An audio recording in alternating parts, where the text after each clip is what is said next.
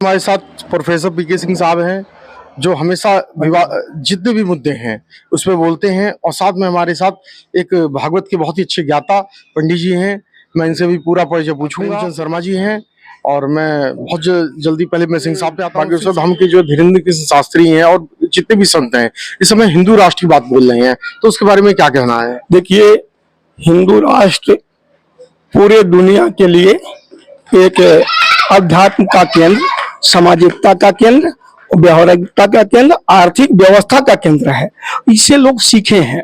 और मैं तो ये कहता हूँ, एक बार जेनेवा में मीटिंग हुई थी तो सारे धर्मों की सभा हुई। सारे धर्मों पर जब चर्चा हो गई तो लोगों ने कहा एक धर्म छूट गया, तो हिंदू धर्म। तो वो धर्म नहीं है। तो लोगों ने कहा धर्म क्यों नहीं है? हिंदू धर्म को पूरे कॉमन है, सारे धर्म के लोगों को हिंदू धर्म मानना चाहिए। वो तो दुनिया में एक यथार्थ से परिचय कराता है।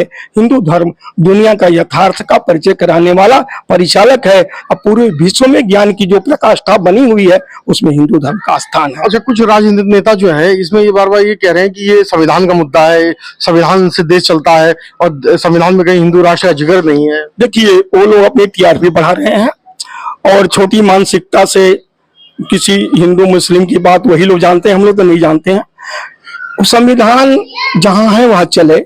संविधान का काम संविधान करेगा, धर्म का काम धर्म करेगा। और हमारा धर्म संविधान को भी मानता है और इस देश को मानता है। सर्वे भवन्तु सुखिनः का नारा पूरे विश्व में कोई धर्म देता है तो हमारा धर्म देता है।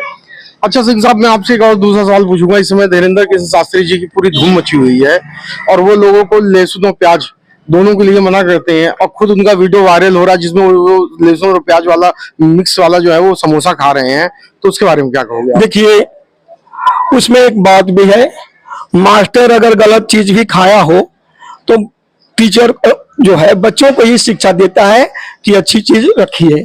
उससे मुंह से दुर्गंध आती है। लहसुन और प्याज एक पौधे ही तो हैं, लेकिन मंत्र पढ़ते समय, किसी को उपदेश देते समय गंध आती है, उस दुर्गंध के लिए मना करते हैं।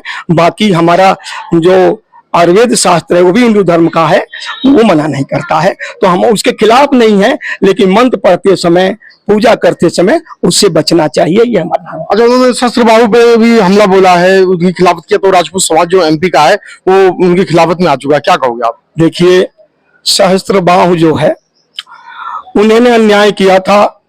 जो जगदम्बी ऋषि को माला पहना दिया सांपों का, उसके लिए मैं भी उनका विरोध करता हूँ। तो राजपूत समाज से है। मैं राजपूत समाज से हूँ, लेकिन जहाँ गलत होता है, जहाँ राजपूत समाज गलत किया है उसका मैं विरोधी भी हूँ। ऐसा नहीं है।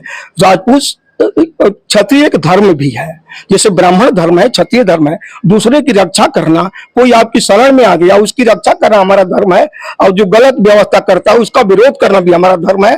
तो सहस्त्रबाहु ने गलत किया था, उसका मैं विरोध करता हूँ।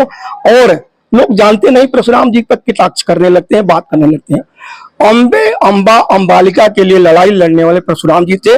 जब जब परशुराम जी न्याय की लड़ाई लड़े उसमें हार गए, और जब अन्याय की थोड़ी बहुत लड़ाई लड़े वो जीत गए। ये तो प्रकृति की बात है और हमारी बात है। परशुराम जी वास्तव में एक सही धर्म के संस्थापक के रूप में इस देश में मशहूर रहे हैं, और सहस्त्रबाहु की सजा देने का उन्होंने बढ़िया किया। भगवान राम ने भी सजा दिया था, वो चाहे किसी जाति का हो, अधर्मी हो तो अधर्मी। अच्छा पंडित जी, हम आपसे पूछना चाहते हैं, हिंदू राष्ट्र के मुद्दे पे आप जो है समर्थन करते हैं? ऐसा है कि मैं आपको बताना चाहता हूं कि जो हमारा सनातन धर्म है, सनातन धर्म आदि काल से, अनादि काल से इसमें सारे धर्म जो है इसमें शामिल है, और सनातन ही आदि अनादि से रहा है। एक तीर्थंकर समाज है, जैन साहब जो कहते हैं, जैन लोग, कि तीर्थंकर भी इनसे ही निकला हुआ सनातन से। तो मैं सनातन के बारे में कहूंगा कि सनातन मेन धर्म है।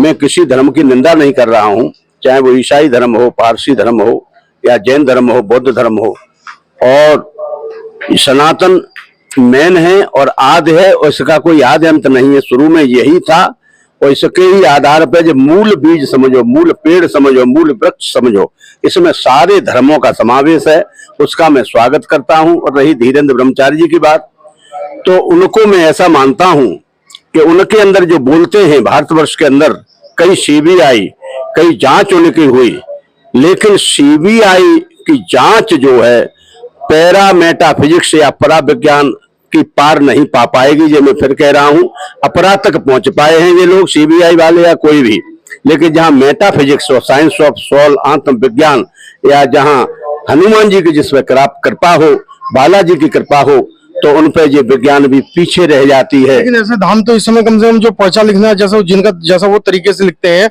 इस समय 400-500 आदमी लिख रहे हैं।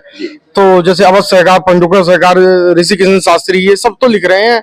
तो जैसे वो लिख रहे हैं वैसे वो भी लिख रहे हैं। ये ऐसा है कि अपनी अपनी जिसका जो कैडर होता है, संत के भी अलग अलग जो है कैडर है, कैडराइजेशन है, लेकिन मैं इस बात को मानता हूं कि वो लिख रहे हैं अपने अपने हिसाब से लिख रहे हैं सब।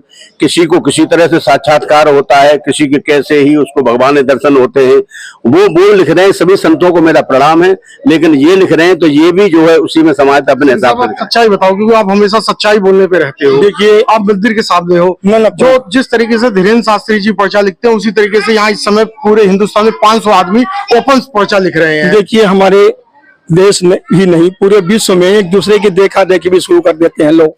जब शुरुआत में धीरेन्द्र शास्त्री जी की या बागेश्वर धाम जी की बड़ी प्रशंसा, पंडुकर सरकार की बड़ी प्रशंसा हुई, पूरे विश्व में ऐसे लग गया कि एक नई क्रांति आ गई है। और उस क्रांति के लालच में कुछ लोग ऐसे नौसिखिए भी शुरू कर दिए हैं, लेकिन वो ठीक है, स्वागत है, अच्छी बातें समाज से आनी चाहिए। हमारा समाज दिशा निर्देशन देता रहे, ये हमेशा रहा है पूरे विश्व में, तो आज भी बच्चे भी नए सीख जाएं, अच्छी बात है। अभी एक 18 साल का जो लड़का प्रतापगढ़ में वो भी पर्चा लिख रहा है, बिल्कुल उनसे टॉप का पर्चा लिख रहा है। और तो ऐसा है, ये हमारे धर्म के, हमारी व्यवस्था की हमेशा क्रांति रही है कि देख देख करके भी लोग जो है आगे बढ़ जाते हैं।